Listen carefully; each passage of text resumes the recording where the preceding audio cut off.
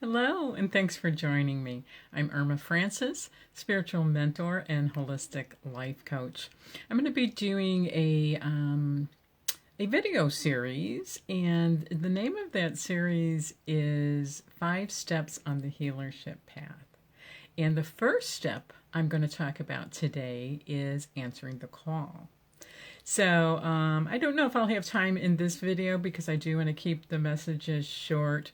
But at some point, I want to talk a little bit about what the Healership Path is and how you can join us in sharing your gifts and your light with the world. So I hope you consider these mini messages as a time for yourself to just take a moment and take a few breaths and become present in your day.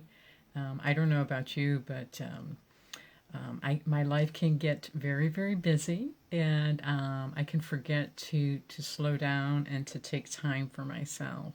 So I'm really hoping that these little mini messages that Rita and I are going to be sending out daily can be those moments that you take for yourself.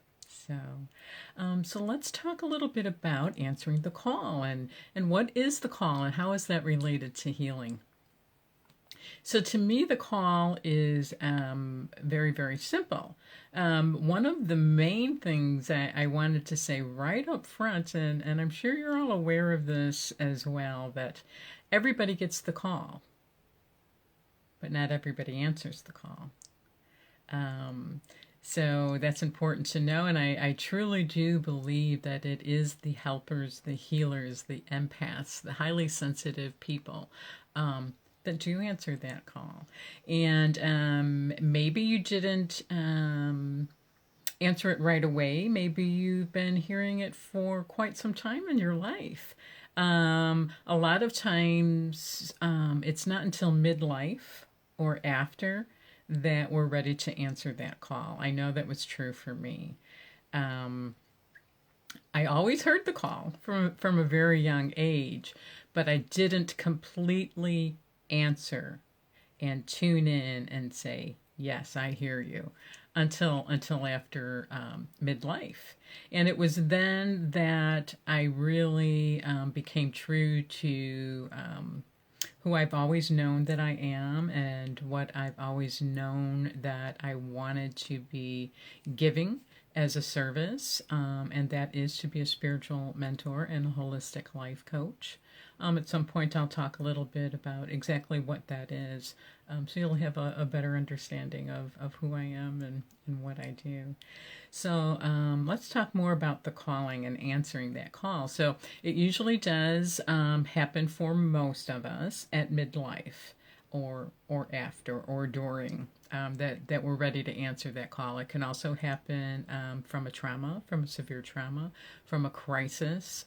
It can happen if we have become addicted to something in our life so much that it has interfered with our life and we hit some kind of bottom. That can also be a moment where we become ready to answer that call. And to me, the call it's right now it seems pretty simple. When I was answering it and having to make the changes in my life in order to be true to that call, it wasn't so simple. It wasn't so simple at all. Sometimes it can feel like what is known as the dark night of the soul. But it really isn't. It's the awakening of the soul is what's really happening, but it can feel dark. What's happening during that time is we're making some major shifts where we're turning our attention from the external world and we're going inside. We're going into our inner world, and we're noticing that possibly we've been on a little bit of an automatic in our lives, kind of on a treadmill of sorts. A little bit like feeling hypnotized, but you don't know that you've been hypnotized until you start to wake up. And it is that waking up that is the answering of that call. So And so that's one major sign, major shift, is that your attention goes from the external to turning inwards. Also, you shift from your thoughts and being into your head, your thoughts and being in your head, and you kind of drop into your heart space. And it's a matter of going from a lot of thinking to more feeling.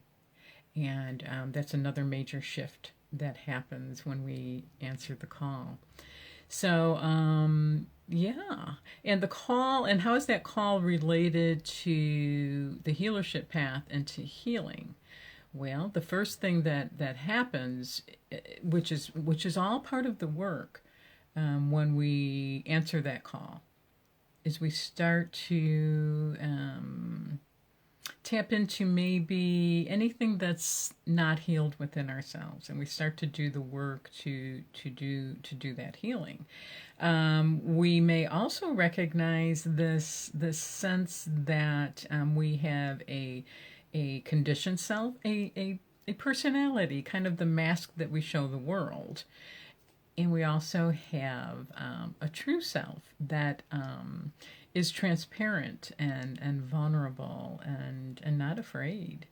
And so it may be a bit of a back and forth, a push and pull for a little while until the true self kind of takes the forefront, takes the lead, and that mask, some might call it the ego self, kind of gets in the back seat.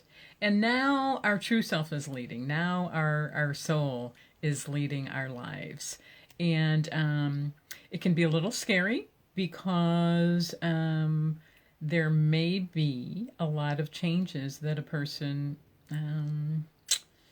that start unfolding in a person's life as they're answering that call and they're making that transition from the conditioned self, the personality, the mask, kind of leading the way in their lives to tapping in, connecting to, and allowing their true self, their soul, to take the lead.